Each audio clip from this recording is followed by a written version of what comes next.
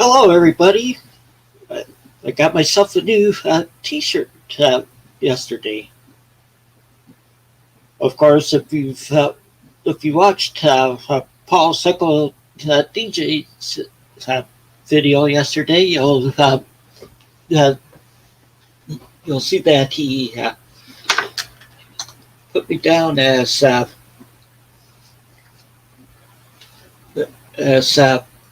or he kept talking about me.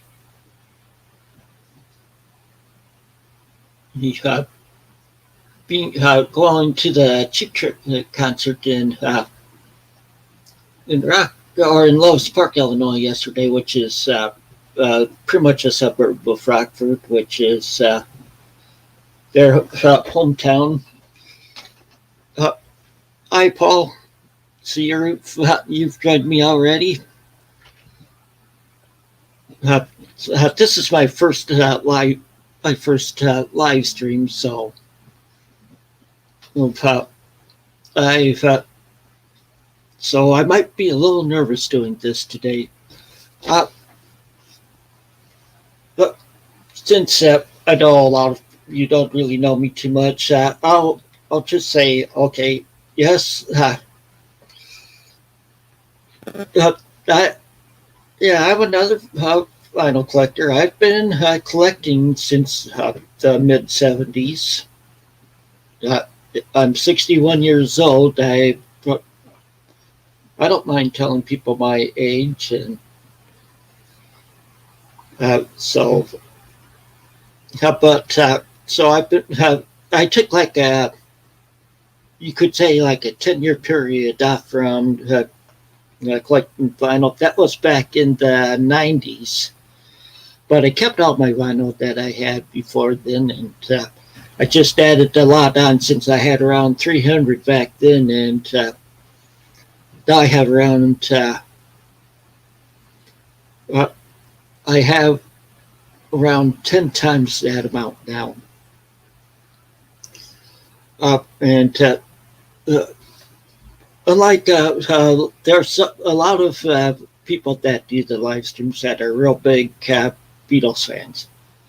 I do like Beatles music, but uh, they're not my favorite group. I my favorite group are the Moody Blues. But I'll go into that more in future episodes. Today's video is I'm talking about the Cheap Trick concert I went to yesterday. Yeah, see, I live in Machesney Park, Illinois, which is a suburb of Rockford. The concert was in Lowe's Park, which is the next suburb south of us. That's the northern suburbs of Rockford. And it was at a stadium, baseball stadium there. The stadium was originally built for a minor league team. The minor league team folded, but in its place, it's have a team. I guess you could consider them be semi-pro. It's a college league team, and called the Rockford Rivets, and it was at their stadium that, or this concert was held at. Uh, my wife went with me, and see, we got there around 4 hours before Cheap Trick was supposed to come on, because Paul was telling me a lot about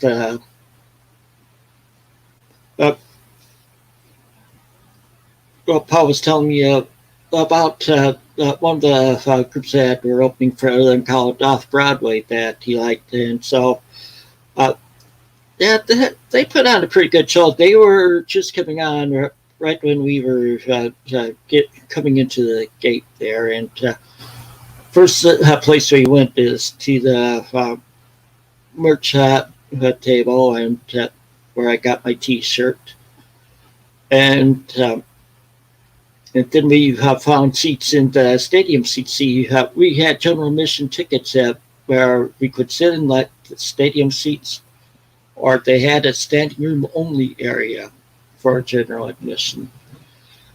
And with me, well, let me get something real quick. See, with me, I won't be able to be in the standing room area too well anymore because, yes, I use a cane. So,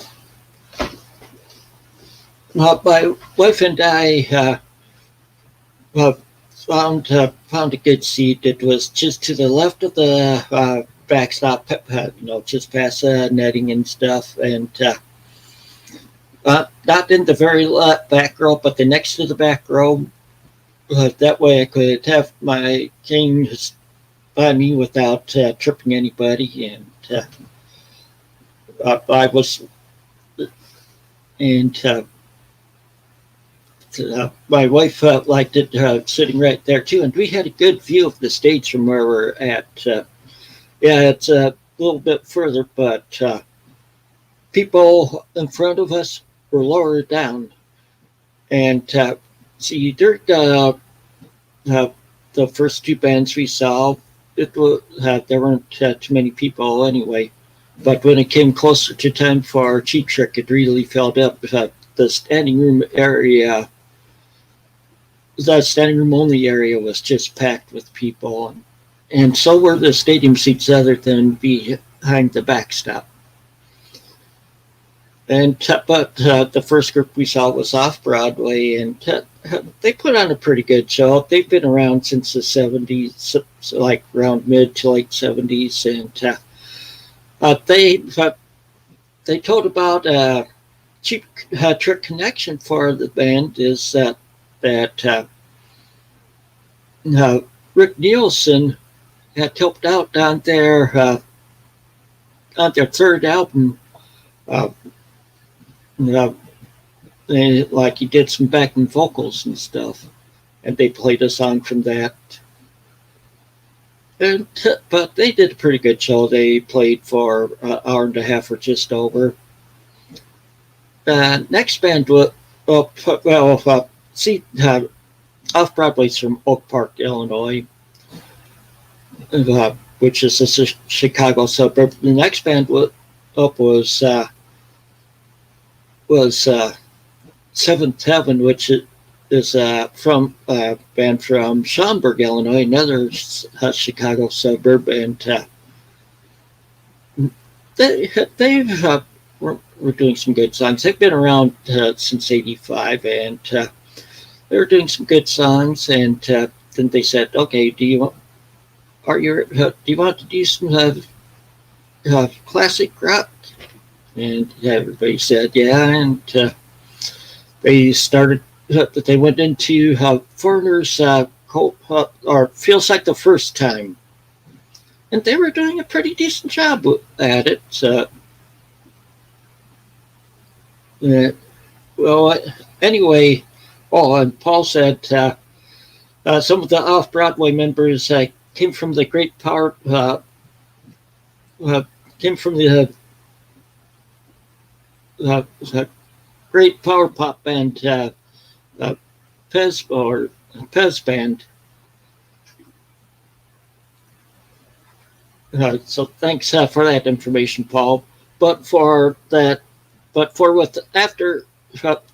the Seventh Heaven, they did a decent job with Feels Like the First Time. I enjoyed that one. But then they did a song that knocked them down a little bit, in my opinion. They started doing some rap. I could never get into rap and hip hop. That's just me. But I don't hold anything against people that like it. I know, like my daughter, she's into Christian hip hop, so I can't really say too much. But but then at the end of towards the end of their show, they had around a half hour to go. They said, "Okay, we've done several songs so far. Now we're going to do long song, a half-hour long song to finish off our set." He said, we're going to do a medley of 40 songs in 1 hour. They were doing, they did pop songs from mainly 70s and 80s, some 60s. The bad thing is, most of the songs that they did, I own on some form of physical media. There were only 3 that they did that I don't have. And I have said something about that to my wife, and you could tell she was sort of laughing about it. And, but then after they got done, after they got done, we waited longer for Cheap Trick than planned. They were scheduled to come on at day. They didn't come on until 8:30.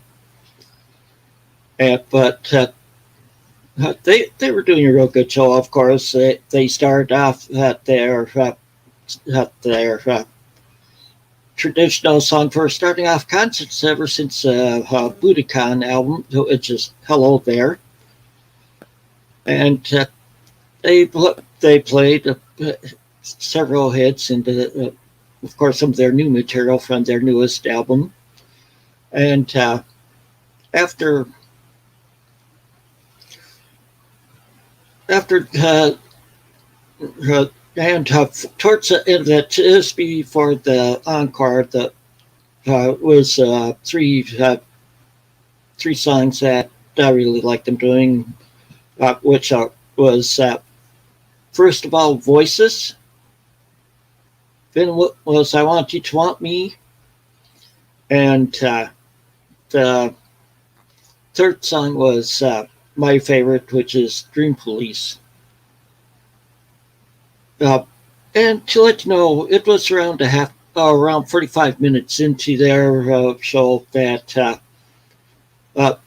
Rick Nielsen starts to introduce the band and stuff, and he said that Tom Peterson really wanted to be there, but he's just recently had open heart surgery, and he has like a zipper going down him. He really wanted to go, and the doctor said no. And Rick said he told him that he should get a new doctor. So in his place was Robin Zander, the lead singer. His son, Robin Jr., played the bass with the band. Of course, Rick's son, Dax, plays the drums, so... But at least Robin and Rick were still there, so... But they did put on a good show, and they couldn't really go off the stage before the encore, because Rick... because organizer of this event, this is the first time they had this event. It was called the Long Play Music Festival. It's Long Play in terms towards. Yeah, thank you, Paul. First, he says, prayers feeling going out to Tom Peterson. Yes, I agree there. Hopefully he has a good recovery. And then after, the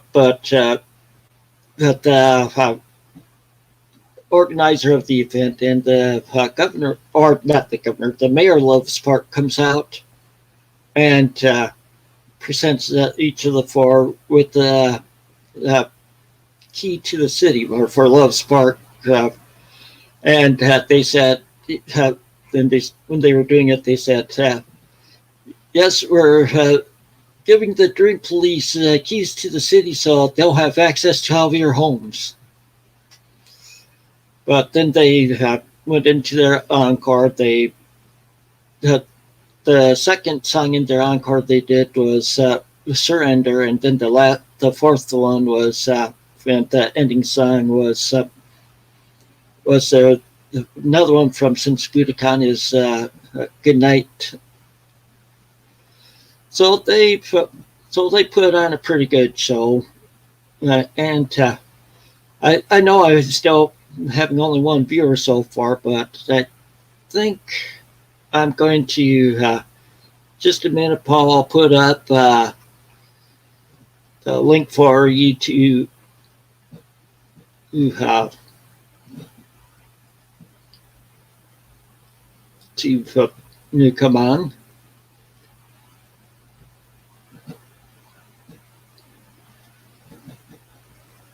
Okay, so I posted the link now. So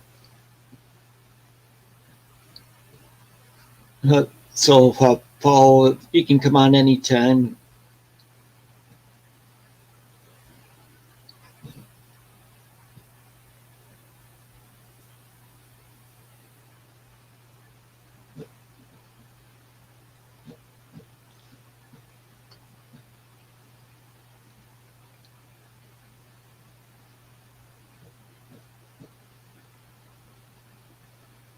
Okay.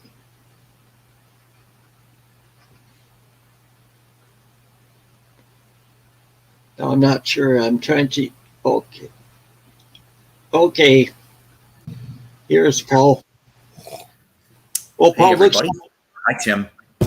Yeah, looks like you're the only viewer on so far. And It's okay. I went and told everybody else. By the way, Scott says hi. I think he's working. Maybe I'm not sure, but he said hello to you just now when I was dropping little messages to other people.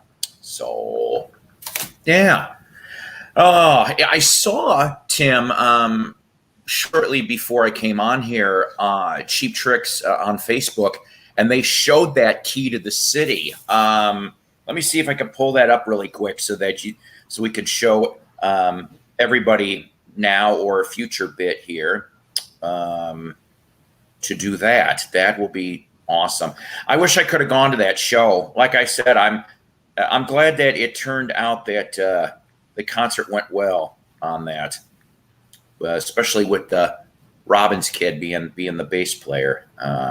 For this tour, anyway. Let's see. Yeah, here we go. If you want to make me big for a second, or we'll just show it from here. You don't have to do that. So here's Cheap Trick's Key to the City that Tim was talking about. And yes, the Dream Police can now go into any of your homes in the Rockford and surrounding area. The Dream Police, police. So, yeah. Amazingly enough, Tim, no photos from last night's concert on Cheap Trick's site. They had photos from the 3rd, wherever they were at the night before. So, yeah. Yeah, but I know there's a lady that I graduated high school with in Iowa. They must have been somewhere around there because she said her and her husband were thinking about going and seeing them. And but they were forecasting rain a week ago, and so they were a little concerned about that. Wow. And to let everybody know, my hometown is Mason City, Iowa, so pretty much in the middle of nowhere. Please. Mason City's got a lot of music history to that, too. Of course, like it's Meredith Wilson's hometown. You know, I'm sure you know who Meredith Wilson is. Yes, country, right? Meredith Wilson. No. Who's Meredith Wilson then? I'm an idiot. He wrote The Music Man. Oh, that's right. Trouble Here, Right Here in River City. And if you listen to some of these variety shows on old time radio ones, yes, sometimes he had a band that would play on some of the shows. Oh no, I didn't know that.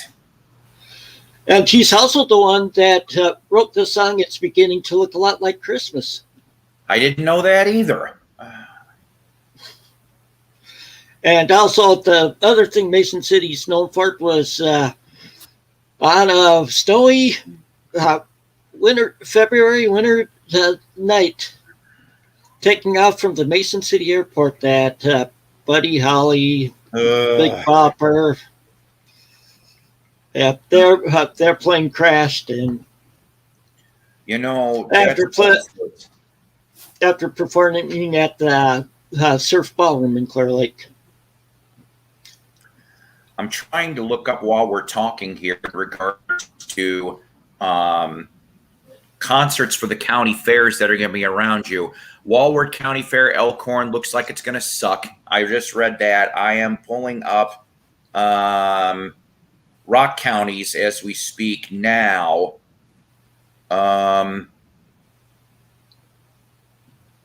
Just to see if there's anybody interesting for you to go see. I don't know what Rockford's concert schedules are up there.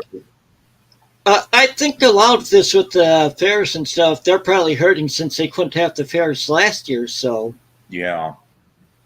So just trying to get big name entertainment.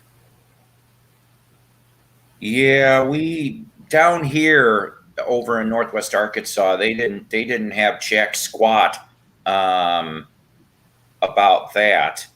I don't know why. Maybe it's because the AMP is our main place here. Yeah, no, but even Rock County I'm looking up, and it's being very vague in regards to whatever information that they're supposed to be doing. Because they got something, I guess, next weekend coming up, literally the 9th and 10th, and it's called Rock the Grounds. But it's not telling me anything in regards to who the entertainment is. Yeah, it seems like a lot of these are getting more like local bands. And yeah, see, that figures. I mean, Tim, let's face it. We remember when music was on the cheap. Sort of. Oh yeah. I mean, let's face it. Why don't you tell the people? I'll tell about my first concert. Yes, tell them about the first concert. Okay. See, I was a little older than a lot of people to go to their first concert. I was 18 at the time. This was like I said, I grew up in Mason City, Iowa. It was like an hour and a half. It's an hour and a half from Des Moines. But there were a group of us that wanted to go to the state fair, Iowa State Fair, and see Styx.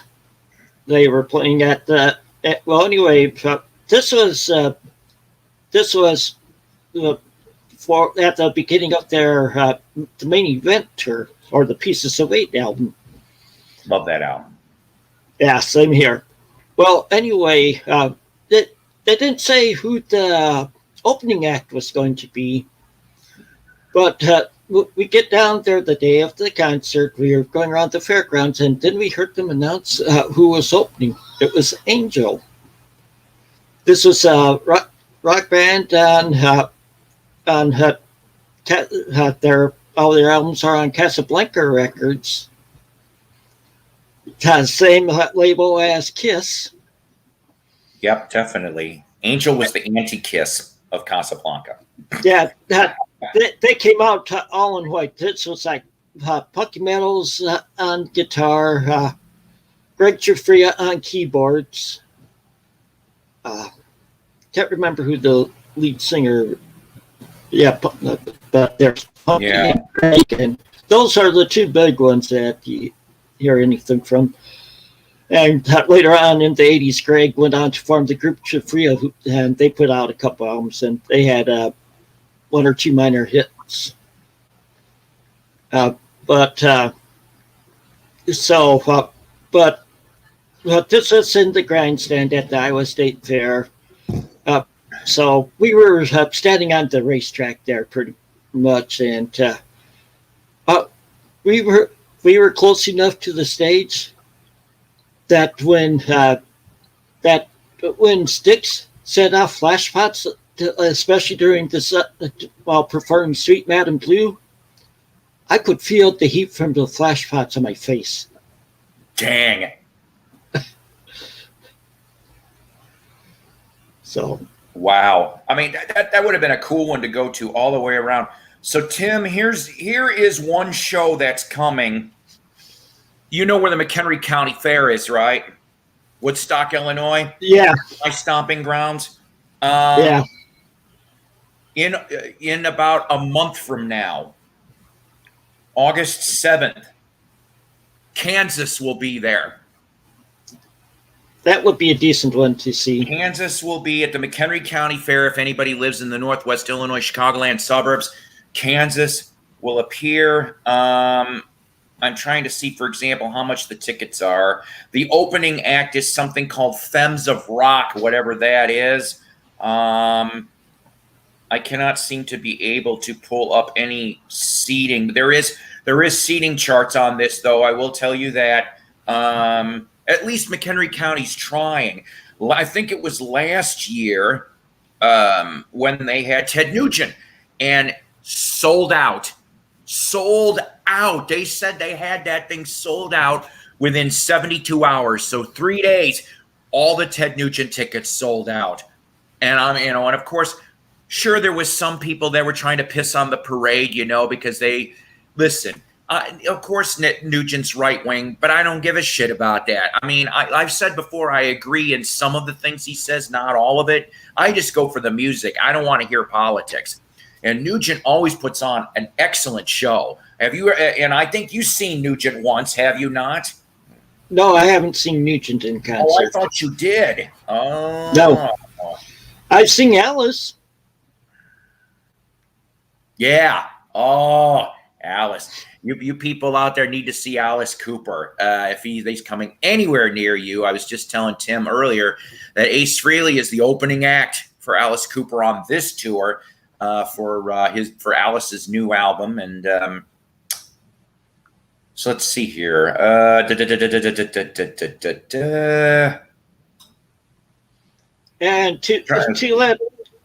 let the viewers know that, yes, Paul and I have been to several concerts together also.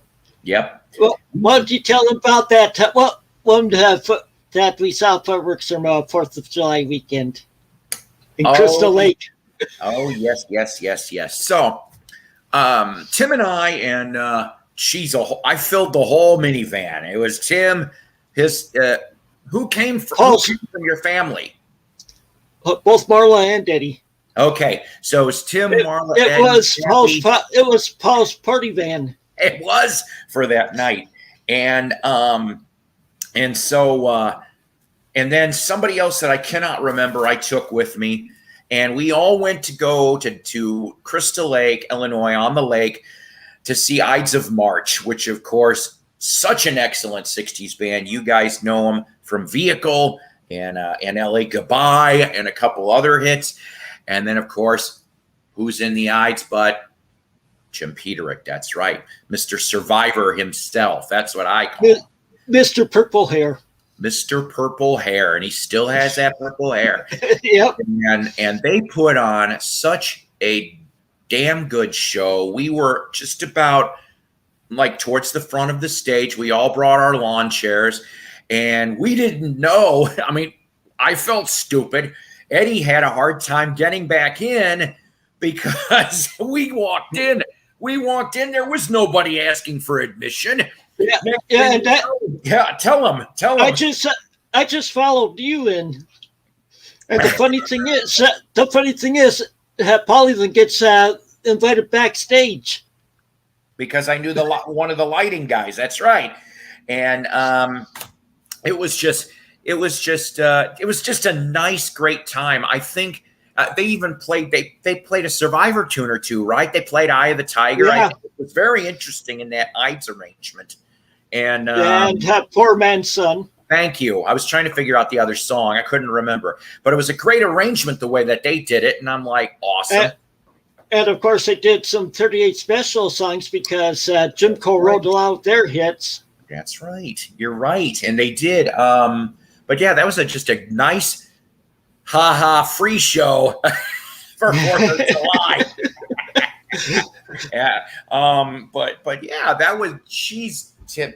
That was like 2005, 2006, I think. One of those. Yeah. I don't remember. Of course, we had fun. I think I might have touched on this before, but maybe not in full. We talked about it a little bit on the phone, but we both worked backstage at McHenry Fiesta Days for the Night Rangers show. And oh man, why don't you tell them a little bit about that? I purposely brought you in because I'm like, John needed help. And he's like, you know anybody? Yes, I do. I said he'll do a great job and he'll have fun too. And just meeting some of the other people working backstage, like one of the guys, he was Gary Rickrath's original sound guy. And Gary Rickrath's original sound guy. I didn't know that. How did I miss this conversation? Well, we were talking about that. I thought you had said. I thought you were sitting there with us. He was working up. I think he was doing the lighting or something, or it might have been sound, but. But just listening to some of those guys that have been working at concerts, just some of their stories they were telling are interesting. Nice. Just, I mean, a great band. New album coming out in a matter of weeks, actually. And if you haven't heard this first single, don't ask me the title. It's a weird title. It's like a couple letters, all capitalized. For the life of me, Frontiers put it out. They're putting it out, and it's hard rock. It's really hard rock. It's probably one of the hardest songs that I've heard Night Ranger do in quite some time, and it's 3 original members still, Tim. It's 3 now. Okay. It was 4, but Jeff Watts been gone for a while now. Yeah, because of her, it's Kelly, Jack, and Kelly, Jack, and Brad. Brad. Yeah. And then, but still, it sounded real good. But that show, I remember the one thing because what was it? Their RV or the air conditioning went out, and we were taking their food to put it in the cooler. Remember? And they were saying, "Oh yeah, hey, wait a minute, where you go with our where you go with our food?" And I'm like, and I'm yelling from behind as I'm going. I'm like, your AC's busted in the RV. We're shoving it in the thing here in the freezer. Well, I remember their tour manager was a dick. I'm not gonna lie, I don't remember. Why? What happened? Remember they wanted us to pack them up real quick to get them out there as soon as possible? Right. Because of the tour manager. Oh. And that's one of the big reasons why they wouldn't do autographs was because of him, but because we were working there at the concert. That's how I got Jack's autographs, both my Damn Yankees CDs. That's right. I thought I was a little bummed that the fans couldn't get autographs either. I'm like, I didn't remember that it was the tour manager that was really pushing for not doing that. Like, that sucks. Yeah, and that's where you got Michael to autograph your cassettes. That's yeah. And I think, weren't you there when I talked to Mike? By the way, who he's talking about is Michael Lardy, who is, of course, the original and still continuing keyboard player of Great White. He was filling in because I don't know if you remember, or I gave you a copy of the tour poster, the Fiesta Days poster, but it actually showed a slightly old picture of all of them. Fitzgerald was in that poster too. That's why I'm like, oh, good. And then I think I found out only with days to spare that Fitz wasn't going to be on that tour, and it was going to be Michael Lardy. That's how I hurried up and grabbed all that Great White stuff. But that was still a great concert. Yeah. Oh, yeah. And I remember, though, and maybe I shouldn't have done it, but I did it anyway. Like I said, I think you were there next to me when I asked this to Michael Lardy, because obviously by that time the station Nightfire The nightclub fire happened for Great White, which what was it? It was Jack Russell and the guitar player. They were the only originals in that band at the time. And I kind of was quiet about it, but I said, look, can I ask you something? And I said, if you don't want to talk about it, just say fuck off or something to me about it. I said, but I heard a weird rumor. I said, is it true that the band supposedly is getting back together to help offset some of the settlement type things with this tragedy? And he didn't get into a lot of specifics, but he went off and he said that, yes, that him and Jack, Jack called him just a few weeks back, but, while he was still touring with Night Ranger. Right. And that he said that it's not 100%, but if it all gets ironed out, that after this Night Ranger tour, he was going to jump back to Great White with everybody, everybody on board. So we heard it first pretty much, really. It was just like, it was all quiet in the press. And I'm going, ooh. Well, I remember just before Night Ranger went on, after he got the opening band stuff off the stage, and before they went down, standing backstage there, Jack commented that with this stage crew, he thought we did a better job at security than the security guys did there. See, that's how it's supposed to be. And then, of course, you and me got that. I thought we did a really good job last year, or not last year, but that year. Okay.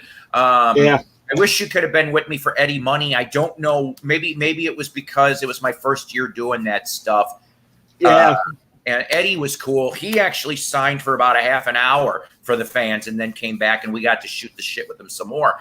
But then, remember, we got excited because the next year, 38 Special was coming and we were supposed to be the security. And I'm like, hell yeah, because I already seen 38 once already. And it was back when 38 Special was good, kids. What's so funny is that that's the same summer that we saw the Ides together. Yes. That's so 06 then. Yeah. Yeah. And then that September, I went to DeKalb Corn Days and saw Eddie, and I went to DeKalb Corn Days and saw Survivor. I should have went. I don't know why I didn't go with you at that game. I think you had to work that day. Yeah, see. So you saw, because that was the only tour, if I remember correctly, because right after that, he left the band. Robin McCauley from McCauley Shaker was the singer. I saw him in MSG in Germany. See? And I'm just like, Robin McCauley, as soon as I heard, because I can't remember, I think shortly before then, between Jimmy Jameson and Dave Bickler, they kept moving around all the time. And I'm like, I want to say Jameson left, but the album was already done. So the album that was coming out for the tour that you saw him at DeKalb had Jimmy on it, but you ended up with Robin singing all that stuff. Did by any chance, did he play an MSG tune or two? Did they let him do that in the set, or was it straight Survivor? I think they did one or two. I can't remember. It's been a while. Don't go see Survivor, kids, because it's Frankie Sullivan. That's it. Everybody else is gone. Yeah, another one. I should have seen it back in the day. Go see Ides instead. That's right.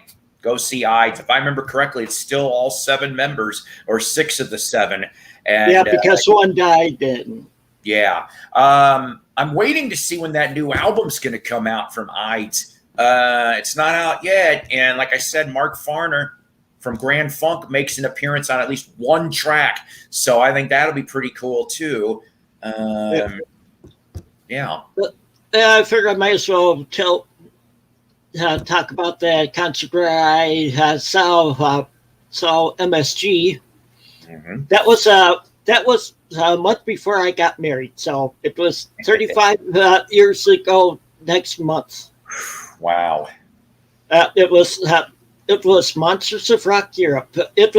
Wasn't the same as the Monsters of Rock that Van Halen did in the States. This was one that had been going on for years. And So, but first, 86? You saw it yeah, in 86. Okay. I'm pulling this up for a second. But first was a local band. Then was MSG. Then a band that I know a lot of people when they hear their name mentioned, they but I like is Bon Jovi. Oh, that no talent hack. Well, this is around the time of when Slippery When Wet was released. Yeah, well, they had, that was their glory. Well, that's a song that Seventh Heaven played yesterday. They played "It's My Life," which I like. So let's see here. But in that other concert after Bon Jovi, it was Def Leppard. Mm-hmm. This was after their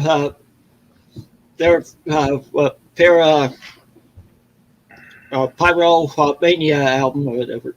Mm-hmm. And they did a good job. Seeing the drummers throwing the drumsticks back and forth. Then of course after them was Ozzy. Yep. Let's see, 86. That would have been okay. Wait a minute. 86 was Ultimate Sin, right? I think so. Jake must have been. Maybe Jake was playing on that tour. I don't know. I just found out something about Jake. I don't know how true that is, but I am hearing, and correct me if I'm wrong in the comments, guys, but I read a report that he's going blind. And if that's true, then that's sad. At least he came back for a little while with the whole Red Dragon Cartel bit a few years back. But I hope it's not true that Jake's going blind. But I just read that today before we got on here. So, but still, to see Ozzy, and he wasn't the headliner. Mm-hmm. The headliner were the Scorpions. Mm-hmm. That was my first time seeing them in concert. It says here, August 16th, 1986. As you said, not in any order whatsoever. Ozzy, Scorps, Def Lepp. It was Rick Allen's first major concert appearance since the car accident. Motorhead. Motorhead wasn't there. This was in Mannheim, Germany. This one I saw. I'm sorry. I'm just pulling up what it's telling me. Bad News, whatever band that is, and then Warlock with Dora. Warlock opened. First time a female performed at the festival. That is what it said. So you went to a really good show there, Tim. You did. Oh yeah, a lot of people were upset because the only beer they were selling there was near beer. Oh, yeah, that would piss off a bunch of people. And beer. I went with some friends, and there was like one woman with us. Well, anyway, what we did, so we wouldn't have to go use a porta potty. Oh, we had like a 2-liter water bottle. Oh no! Yeah. And a blanket for going to the bed for peeing into it. Oh boy! Yeah. Well, and yes, a woman used it too. Wow. Sure. Whatever. It was the 80s, kids. What can we say? Well, it was under the blanket. Well, but anyway, it was like the standing room only type, but it got so tight we were trying to get a little closer to stage. Yeah. Well, the crowd just crowded in around you, and you couldn't move. You moved whatever way the crowd was moving. Right, like a cattle call. That's how tight. And there was one guy, one of my friends that he worked his way up to the front. Yeah. And they threw him over. They grabbed him and in their arms, threw him over the wall. Holy crap! So he had to go around to get back in. Wow, just wow. I think there was only one concert I ever saw that something like that.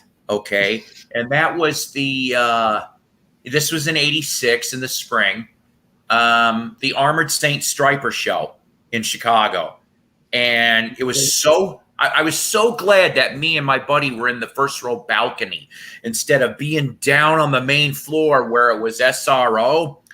It was so hot in that place, and it was like April, so it wasn't hot really outside, but it was so hot in there with all the bodies. People were passing out. They kept carrying, bloop, over the thing, carry, bloop, and I'm like, I'm not kidding you. I probably saw 10 people passed out that kept carrying. I'm like, glad we're not down there, buddy. That's all I'm saying. As much as I'd like to be on front of that stage, nope, I'm glad I didn't that day. Jeez. But still, that's a good show you got to see there. I'll tell you. I would have loved to have seen a Monsters of Rock Europe. I only saw that 88 over at Alpine Valley, which I just read a recent article about Alpine. Alpine is talking about going to part-time status now for concerts. So they might be opening up for some now, which would be great because I liked Alpine Valley, okay? I didn't have any problems with it. Well, JJ from JJ's 22 Explosive Hits, he used to work there. Oh, no kidding. Oh, yeah, he's got stories. I saw a video one of his videos where he was talking about it. I'm gonna have to look into that one. I'm sub to him, but I'll have to take a look. Yeah, see, I'm sub to him. I know he subbed me back. So you're doing pretty good on your subs there, buddy. I took a look. You're at 140. Before I came on here, you're getting there. Well, yeah, it's picking back up. You have to remember, I started this channel back in 2012. Right. Yeah, that's right. Geez, I didn't realize it was that long ago. Oh, yeah. But that's a good thing, though. 9.5 years already. Jeez. Yeah, jeez. I barely was ahead of you. Barely. Yeah. Well, you hadn't started doing your music ones yet either. You were doing your other videos. Right. And I got you into starting doing the music ones. Mm-hmm. Yeah, you did.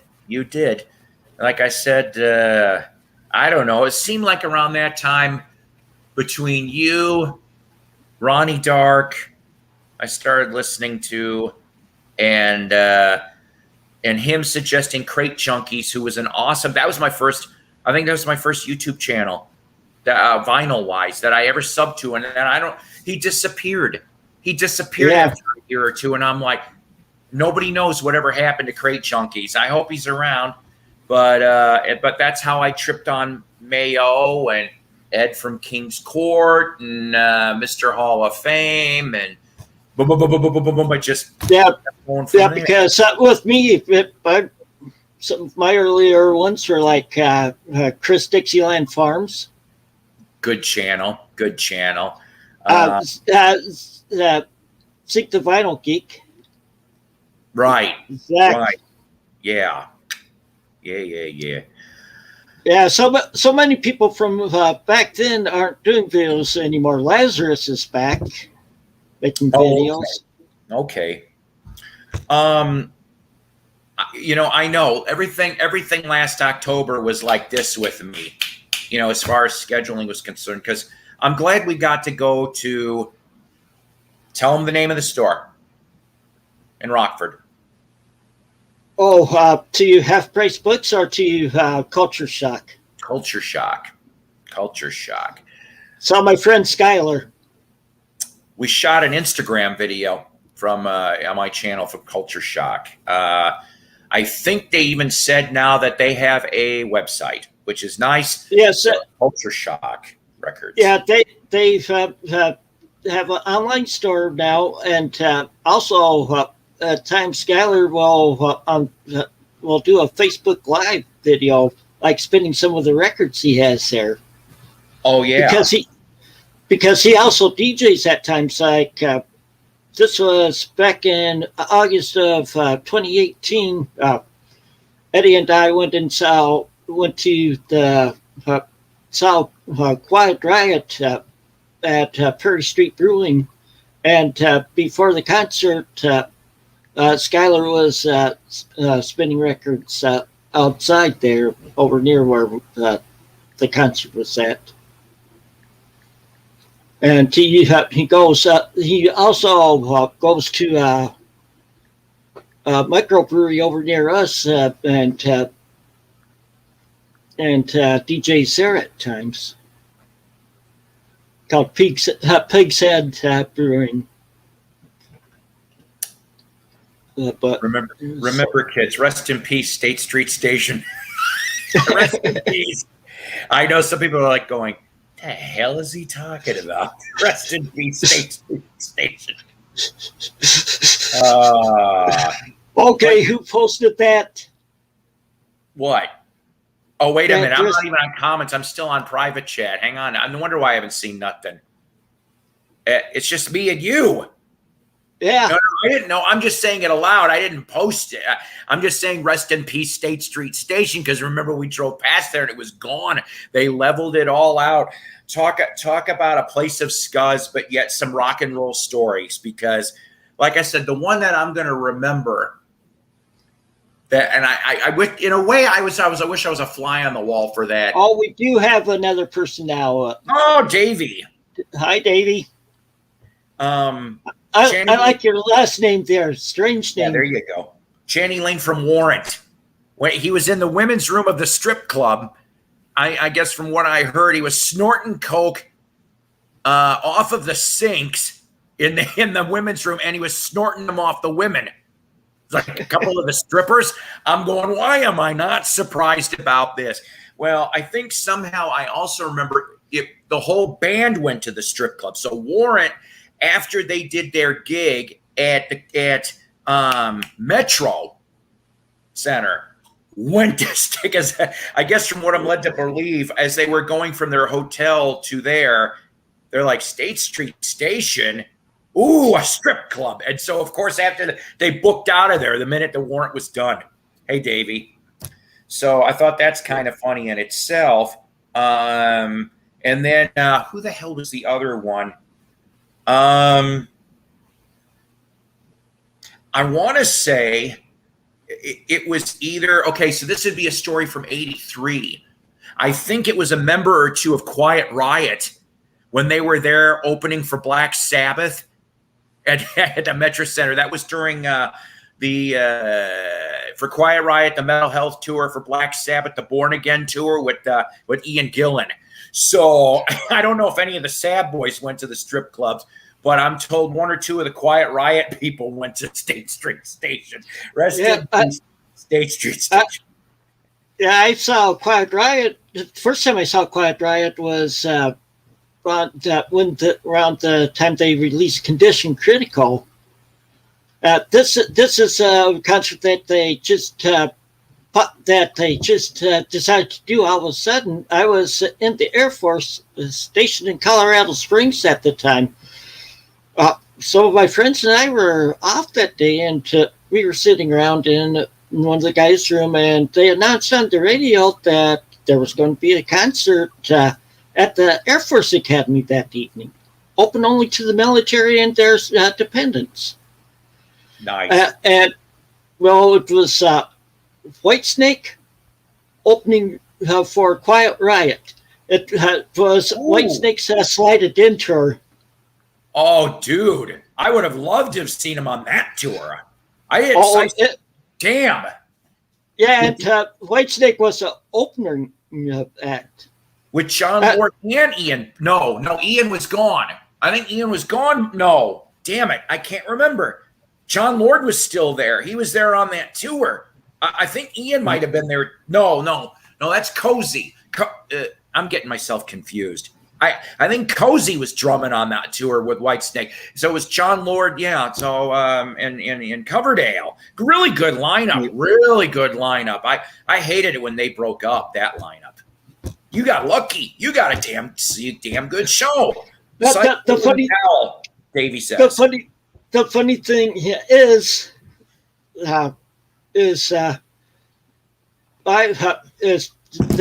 they couldn't smoke at that concert. Uh-oh. It was at the Air Force Academy. Oh, boy. Talk about being strict. Uh-huh. See, you never told me about that Whitesnake open for Quiet Riot. I knew about the Quiet Riot part. You got an added bonus on that bitch. Shit. That would have been a kick-ass show. Seriously. I didn't see him until 88. And, of course, completely different lineup. This was 84 or 85. Well, okay, I'll tell you about, you talk about comedy club, going to a comedy club. Yeah, sorry, go ahead. Well, I'll tell you about a comedy club I went to when I was stationed in Colorado Springs. This was just before I went to Germany. Marla and I got tickets to a comedy club there, to the comedy club there, because they announced on the radio that Sinbad was going to be there. Sinbad. This was just after he got done on Star Search. Good God, there's a name I haven't heard in a while. Well, anyway, there were a number of comedians there.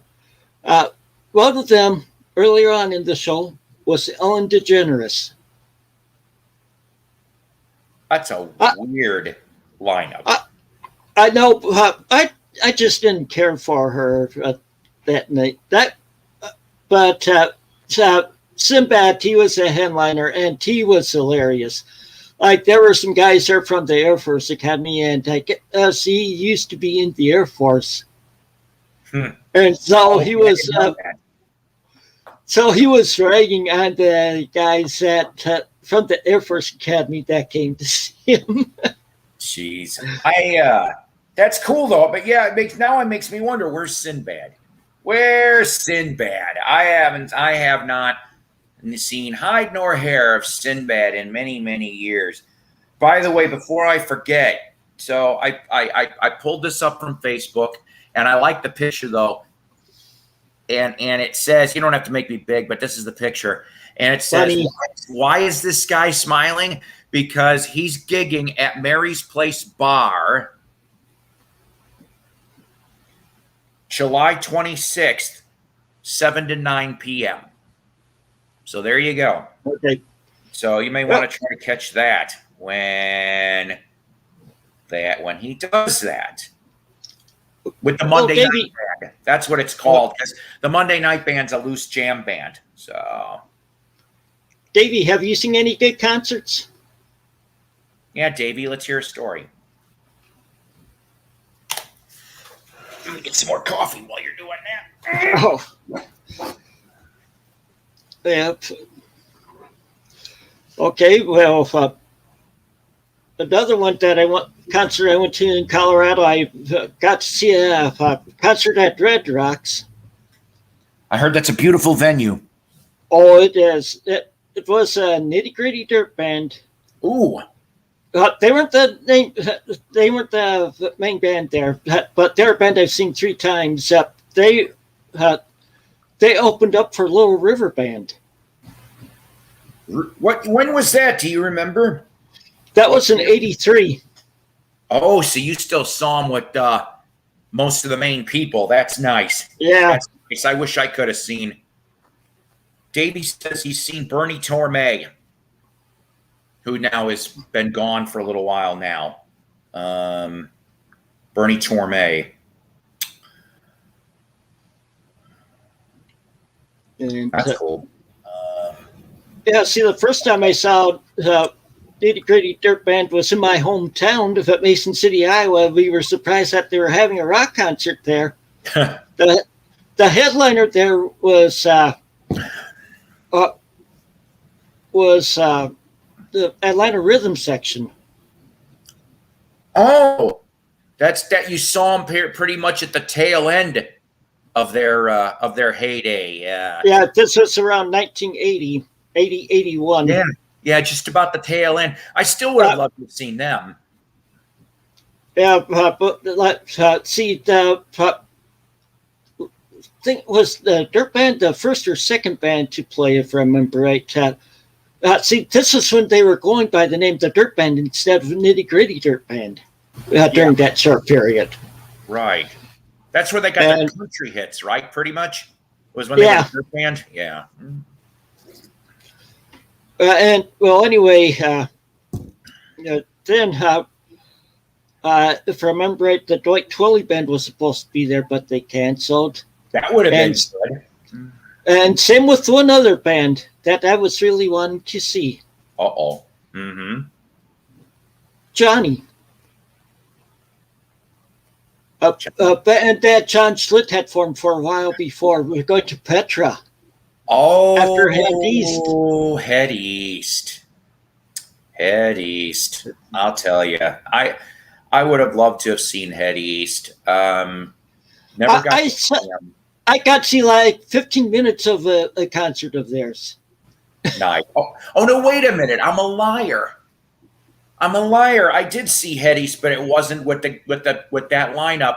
They opened in 2003 at Oscar Fest. You remember Oscar's Bar and Grill down the street where we used to live? 2003 for so that weekend, the Quiet Riot was the Saturday night show, and the Friday night show was Head East, open for 38 Special. But what I remember from that concert specifically, other than it was just Roger, just the keyboard player, that's it from the lineup. But he went off and he was like, he steps to the mic and says, I dedicate this show to 3 people, all who passed this week. John Ritter, and I'm like, and I knew about that, Johnny Cash, and the original bass player Dan Burney. I'm like, oh shit, Dan's dead, and then they went into the show. That's what I remember. That was late September 2003. But I wish I could have seen him back with the lineup you saw that. Well, when I saw them, it was in the late 90s, I think it was. Okay. Or early, or no, it was in before 95 because my daughter wasn't born yet. Then you saw him with 2. You got Roger and Steve, the drummer. That's cool. Well, this is before 95.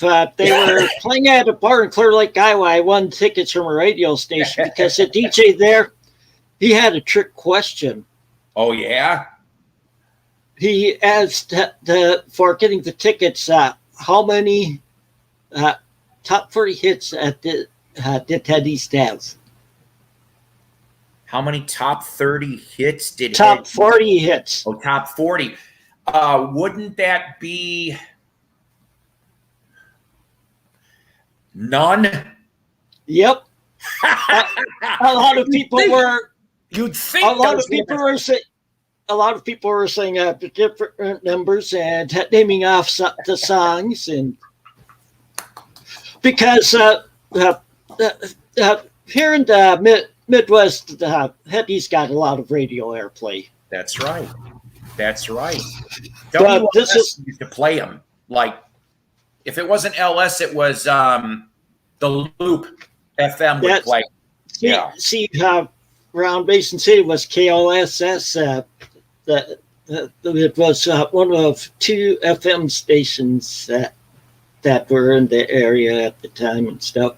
See, I was so ignorant about that band. Of course, everyone knew Never Been Any Reason, but I didn't know that they were the first ones to cover Russ Ballard's Since You've Been Gone, because I was so used to hearing Ringo's version that I'm like, what? And I'm like, I like their version of it. Yeah. And also, Uh, but we go to this bar. A lot of kids I knew from school were there waiting for them to. They didn't come on till like 11:15. This was in Clear Lake, Iowa. We were living in Mason City, Iowa. We had Daddy in a daycare center that closed at midnight. So we got to see like 15 minutes, half hour, and then we had to split. Jeez. But funny the story is that 3 or 4 years ago, Eddie and I went to World War II days here in Rockford. Okay. And we sat down at a table to eat. We were eating, and a guy and his son come to the table, and the father had a East T-shirt on with a symbol of the self-titled album on there, and they said, "Nice T-shirt." Nice. Turns out that he lives. They live over by Freeport. He's head East tour manager. Oh wow! I bet she's. And he told me that they were getting ready to go out on tour, including John with them at the time. Wow! Just wow. Yeah, I'm trying to think. I went and pulled an interesting one. I think I told you about this. If I had him near me, I'd show you. This was pre-COVID, so 2018, 2019. I found out Head East was doing a special. I'm trying to think. Flat as a Pancake came out in 75, 76. I think it was 70. Yeah, I think it might have been 75. I can't remember now. I have it on CD, but I don't have my CDs in this room. Right. And I remember when we went to Scott's Flea Market, I'll always kick myself in the ass for this.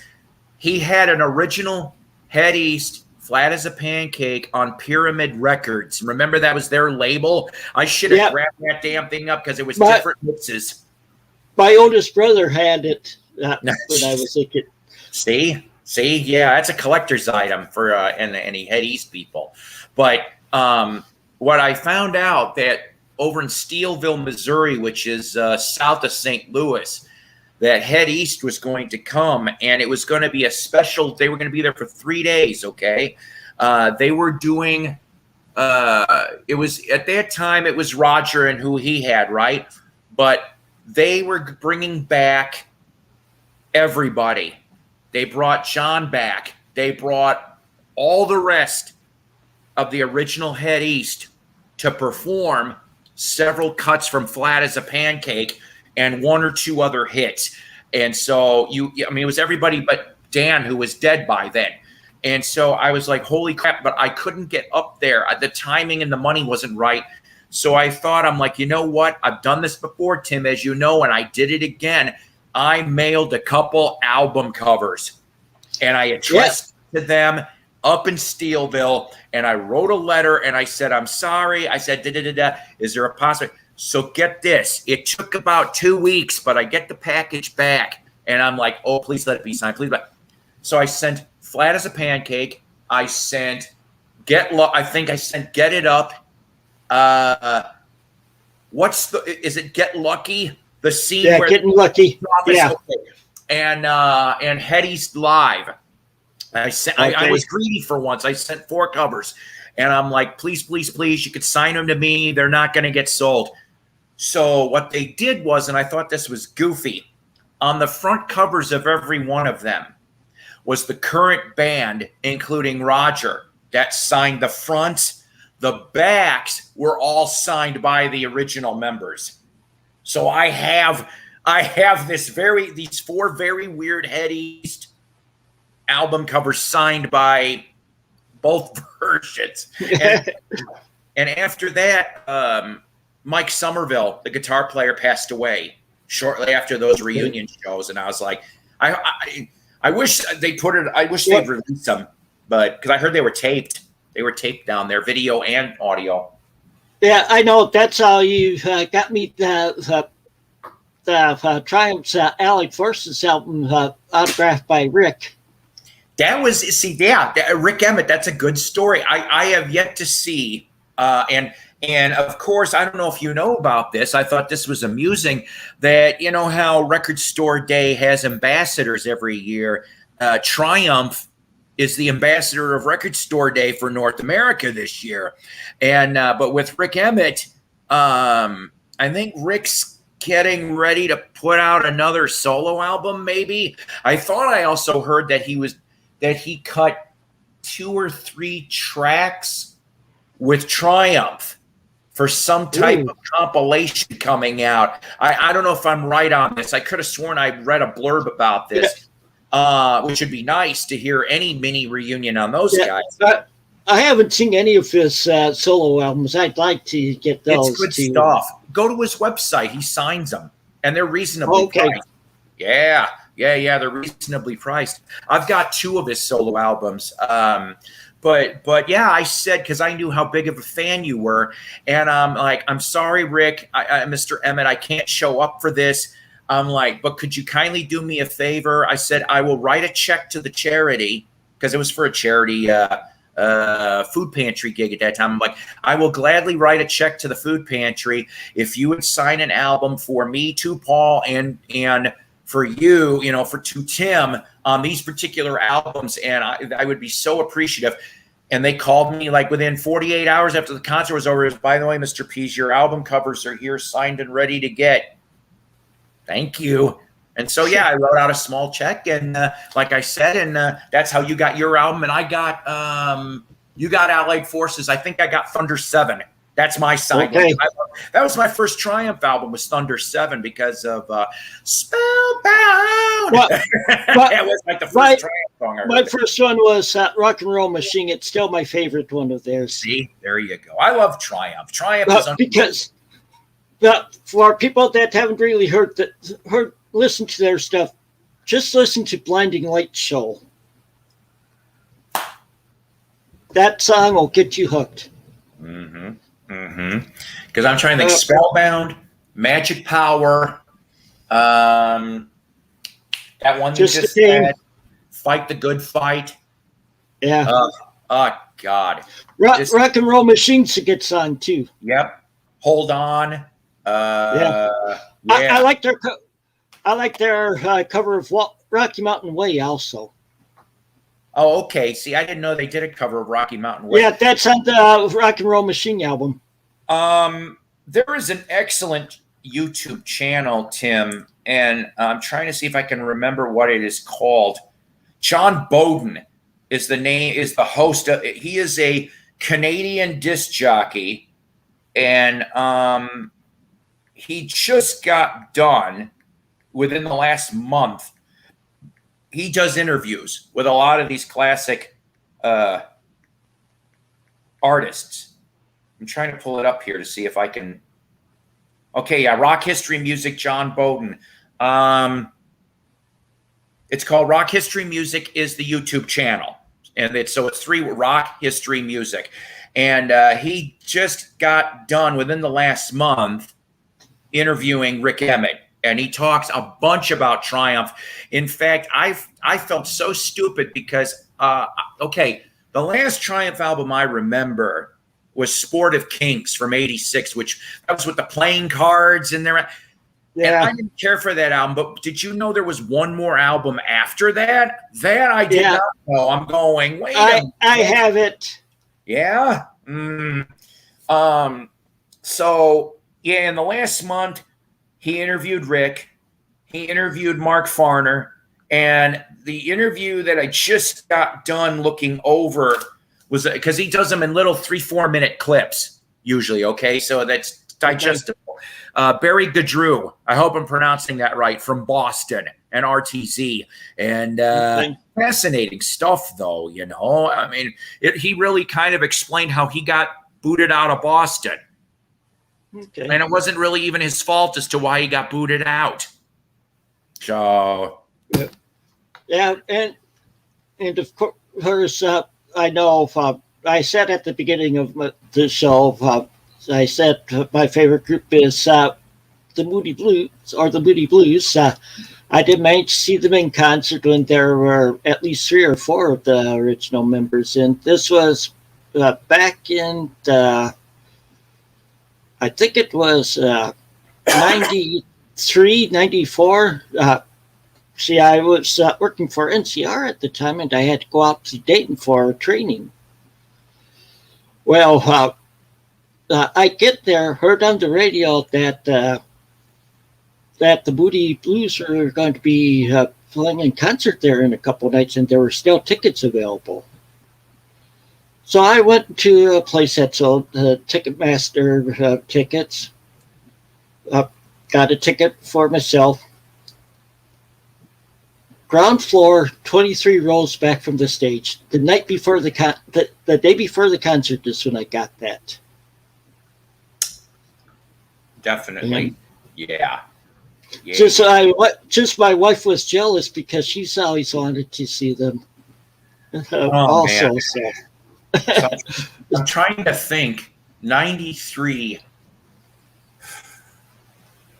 So, okay.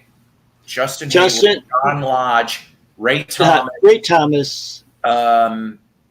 For keyboard, it was Patrick Moraz. Yeah, Patrick Moraz. And then, oh God, he's still trying to. Graham Edge. That's your lineup. That's a pretty damn good lineup. I would have loved to have seen that. I'm just trying to. See, that was on their concert at Red Rocks tour. Oh. Where they had an orchestra there playing with them. Man, I that's one regret. I would have loved to have seen the Moody's once. I only got to see John Lodge solo when he was here in 19. That was it. Okay.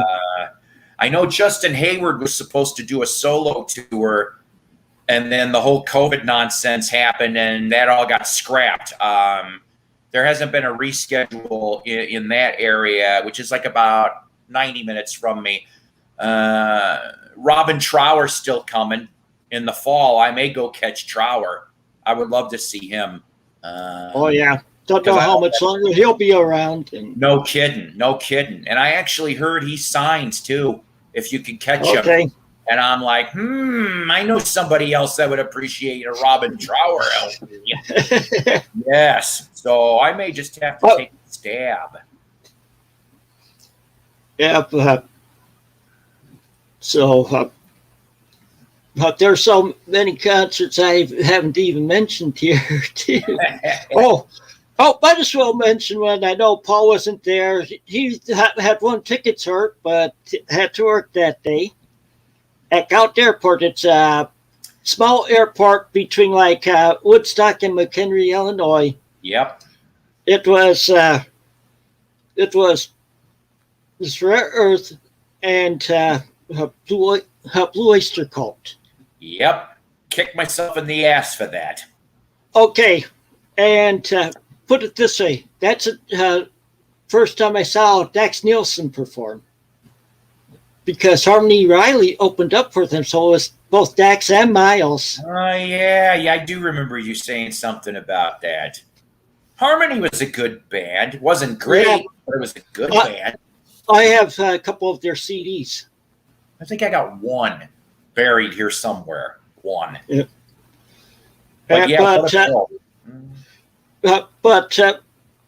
So it's like sometimes sitting there at concerts, I like to observe people too and stuff, especially since I don't drink. And yeah. Of course, the Scott that Paul mentioned earlier was with us, my son Eddie, and another friend of ours. We all went to church together, and we went to this concert, and we brought our chairs, and we were sitting there, and there were some people that sat by this other guy that was at the end of us, and there was the guy that was like in the chair next to him. He got so drunk he was up and dancing while Rare Earth was playing. I guess he just wanted to celebrate another day of living, huh? Well, yeah, you should have seen him during that song. Oh man, oh boy, it was hilarious. Well, anyway, by the time Blue Oyster Cult came on, he was passed out. and BOC even had fireworks at the end of their show that night.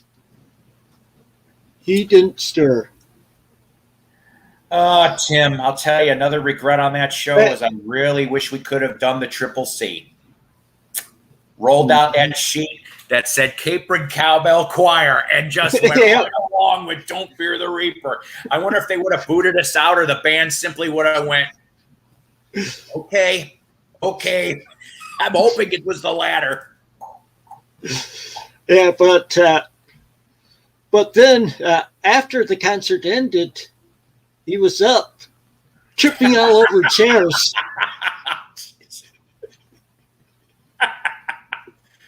Did I miss anything? Uh-huh. Oh, man. Yeah, I regret not being able to. I think I would have got us in VIP area. I don't give a shit. Even if I would have had to palm a little money to the security guys, like, let me and my buddies in. Here's a little bit for you.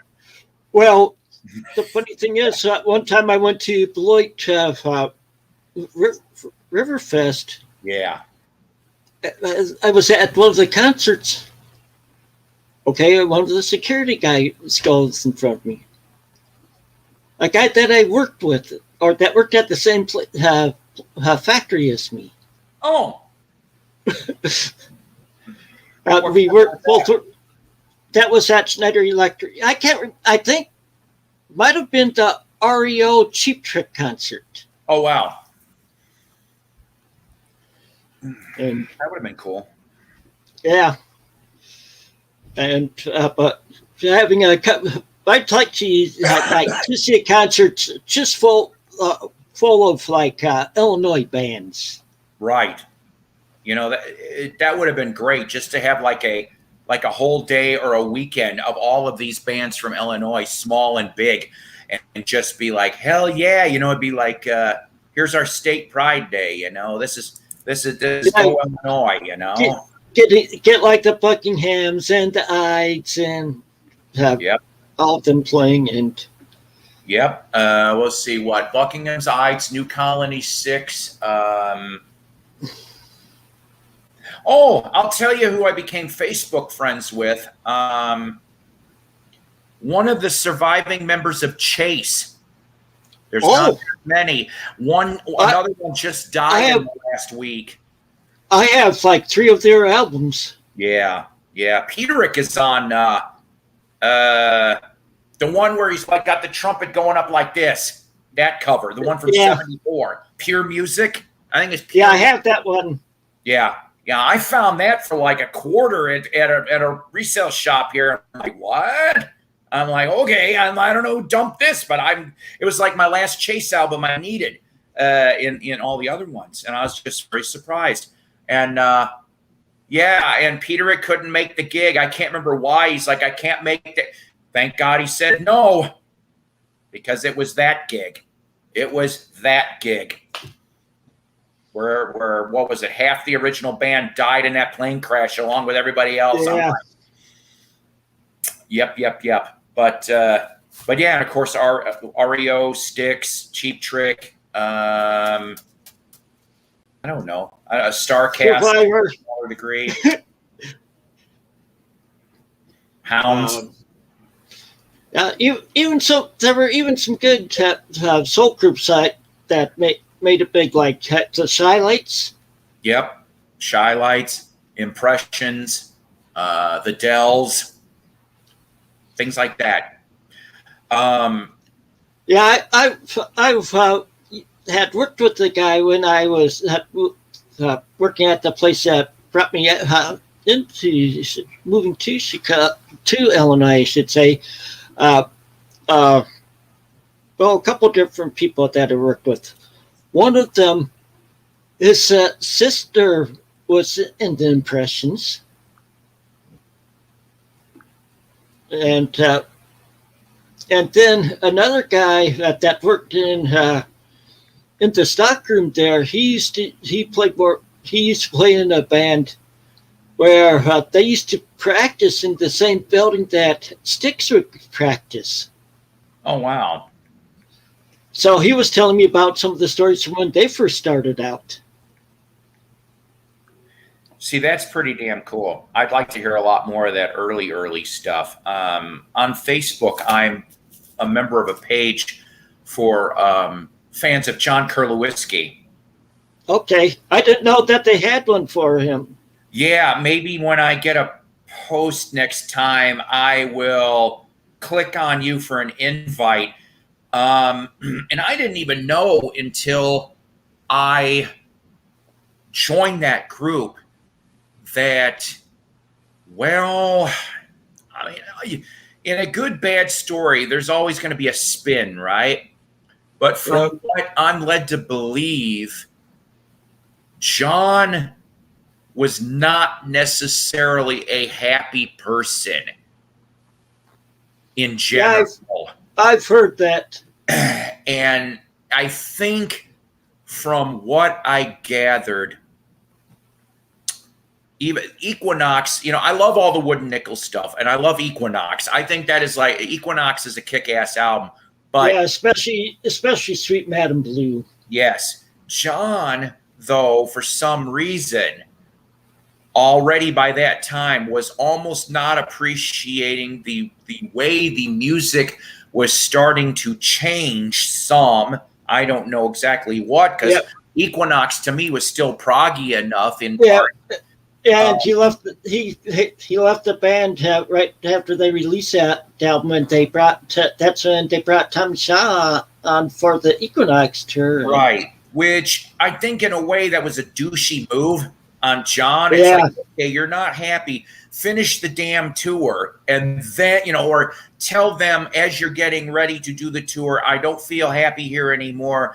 This is going to be the last tour. He could have been at least a little more professional about it, but whatever. So the thing what I was getting at is I did not know, and there's one or two songs on YouTube in the 80s, I want to say like the early 80s, he was in a band called Spread Eagle. That was the name of the band in Illinois. He did on and off a bunch of club gigs, and I do remember shortly before he passed finding out that he worked in a music shop and he also taught guitar for like the last year or two of his life. So the mid 80s till his death in 88 of that brain tumor, that he was still just doing his thing. But yeah, I heard there was some animosity all the way around, but whatever. Those first few albums, if you want prog sticks, that's what you're going to get.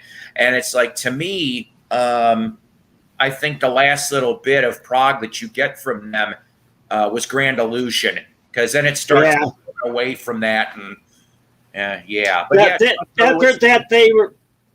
after that they were going more for more themes for their albums instead of, because in the Grand Illusion you didn't really see a rolling theme in it. It was just a good mix of songs. Right. I don't know. I think, truthfully, if Dennis didn't push the acting on the Kilroy, where everybody's nobody wanted it. They all hated it. Yeah, it's like, Dennis, okay, we get you want to do a concept album. I think that album is fine. Yeah, JY and Tommy just wanted to rock. They didn't want to act or anything. Yeah. And see, just like those late 70s albums, you had a healthy mix. You had a mix. They should have kept with that mix, and I think everybody would have been happy to a degree. But yeah, I do honestly think that Dennis is to blame for at least 50% of that breakup the first time around. Now, I remember getting half excited when I was going into, in Crystal Point Mall, 1990, and we had a place called Oranges Records, Oranges Records and Tape. So it was a division of Peaches, okay? There was a lot of fruit labeled chains. And I'm like, Edge of the Century, Styx, what? I got that down this. I bought that on CD as soon as I saw it in the CDs were BX. hard for So me still in '90, so I bought cassettes because I had a cassette player in my car. But here's the thing. So as soon as I saw that, I want to say it was a couple days before that, they had on the radio "Love Is a Ritual," and yeah, I like the song, but I'm going, who is this? I said, because it's weird. And then the DJ went off and he goes, that's the new one from Styx. I'm going, wait a damn minute. Dennis isn't singing on this. Tommy's not singing. I'm like, who the hell is this? And then when I bought the album to discover that Glenn Burke came in, and I'm like, I like Glenn's music. I'm not knocking it. I'm just going, huh. And you know, I even own some of his solo stuff. I don't even think it broke past 70 on Billboard, that song. And I'm going, and so they had to show me the way was Dennis, boom, goes and right Desert Storm. And Carrie Ann. Number one. And, Carrie Ann was a big hit on it too. Yeah. So it's like, I was glad they got back together, but when I'm like, oh shit, there's no Tommy. And then I'm like, duh, damn Yankees laying on. Oh, no wonder why there's no Tommy. And yeah, I mean, it was an okay album. I was glad to see it out. I remember a story after that album came out, though. You'll have to. There's an article on it. I think it's in oh God, there was a behind the scenes book about Styx, and I'm not talking about Chuck Panazzo's book, although that's a good read too. I need to find that again. But the story goes that in '92, the band gets called into A&M Records, and they're like, "Oh, good, maybe this is a contract re-up," because they already had a half an album of demos for the next Styx album. Same lineup, but for the next Styx album. And when they came in and mentioned that, they didn't even get a chance to play the tapes because the dude, whoever ran A&M in '92, goes, "You're it. You're done. We're releasing you." And they're like, "What the hell?" They since 75 being with A&M, and it's like, nope, we're done with you. And I'm just like, Edge of the Century was not a crummy album. It was not. No, it wasn't great, but it was a good album. Like I like the title track too on that one. Yeah. So it's like snip. Another similar thing, going back a little more though. I know you like the Tubes. I like the Tubes. But those first few albums on A&M, they never really garnered any hits. White Punks on Dope was a big hit on FM radio, if you remember. And then, what was it? Remote Control came out in '79, the last album they did for A&M. And Prime Time literally was number 40. So they had a top 40 hit. TV is King should have been a hit. That wasn't. In essence, it was the Tubes with Todd Rundgren and Utopia backing them. All right.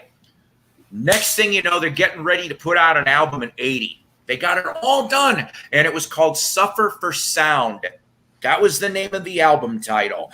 And they were getting ready. A&M Records calls them up in summer of '80. They're, and they're like, oh, same thing. They're like, oh, good, it's going to be a contract re-up, maybe. Because they knew that before Remote Control that they were like, there was a threat going around that if this album, Remote Control, didn't do good, they were going to get released from the label. That would have been the last album.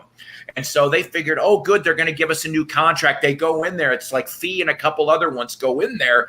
And the next thing you know, A&M's like, they listen to the album. They listen to the album and they say, I don't hear a single. And it was because they heard the album that they're like, snip. And that's how the Tubes got let go from A&M also. Well, I was going to say, getting back to Styx, right. The second time I saw them in concert, this was when Marla and I were dating. Mm-hmm. we went to the McElroy Auditorium to see them in Denver. It was called the Big Mac. It was where the Denver Nuggets played at the time. Oh, okay. And see, that was the first concert I took her on. So Nice. took her to. So just what that makes it a memorable one for me. When was that? That was around the time when Cotton the Act Live was released. Okay. Or a Okay. little before. Right. Okay. So the Kilroy tour, roughly. Yeah. Yep. That's pretty good. You got to see them for that one. Did they do the whole stupid 10-minute theater production, or did they just show the movie? Oh yeah. Oh yeah. They did the theater. They shot the movie and then they did the theater production. Oh my God. I would have been driven nuts. I would have been driven nuts. Yeah, especially with JY with his long hair. And all of a sudden seeing it real short. Oh God. So Tim, I have to get going. I don't want to, but I still have about 2 more things I got to do before my friend Donna comes over for supper. Let me tell this last story here. Hey, I know it's one you want me to tell. Okay, this was in June of 1979. My brother, my oldest brother, me, my sister, and a friend of my sister's, we decided to go to Davenport, Iowa. I think it was in Davenport or Bettendorf. They're both in the Quad Cities. That was a 4-hour drive one way for us. But the headliner was Heart. And we also knew Nazareth was playing. My brother and I have been big fans of both them. We're already both big fans of both them and Heart. And we did really, and the other bands hadn't really played. You didn't really hear much around Mason City. So we get down there. This was an all-day event. This was Mississippi River M2. The first band was TNT, and they were pretty much booed off the stage. But people are waiting for the following group. AC/DC with Bon Scott. That's on their Highway to Hell tour. And so I can say I saw AC/DC with Bon Scott, and I still prefer him over Brian Johnson. I'm always going to be jealous about that story, Tim, that you got to see him with Bon. I'm just like, Yep. Then after that, them was UFO. This was just after Michael Schenker left them, but I like them even better than AC/DC. And not long after the concert, I got both Highway to Hell and by AC/DC and UFO Strangers in the Night albums. Both great albums. Oh, yeah. And then it was Nazareth after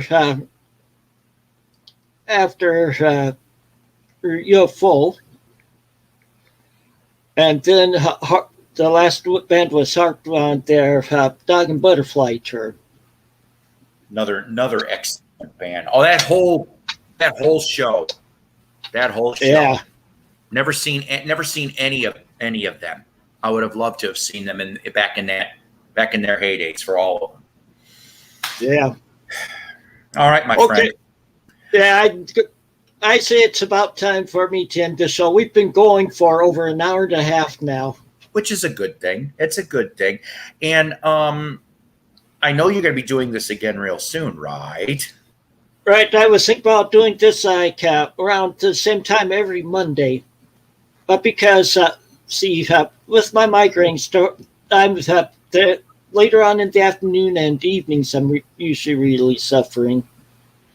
So Monday. this time is this because there's some people that have Mondays, like my wife is supposed to have every other Monday off, but not, they're low on people in her department now. Ah, Like with Jessie, she works at a nursing home, so or like Jessica, I should say, and right. so. Well, But so I plan on doing this every Monday around this time. I know, like this way, like I know I still have friends like Jorgen over in, I think he's in Sweden. I think so. That and also I have friends in the UK and stuff. So and also there's a lot of retired people or people that work nights. So I'm just going to start having a Monday midday chat. I like that idea. That's a good idea. Good Oh, idea. okay, so let's wave bye. I know it's just Davey now, but It's okay. It's okay to Davey and everybody else that's going to watch you later. You yep, guys take care and sub to this guy here. Sub to him if you haven't already. So yeah. you take care. God bless. Like Paul and I have plenty more stories too. So Yep, very much.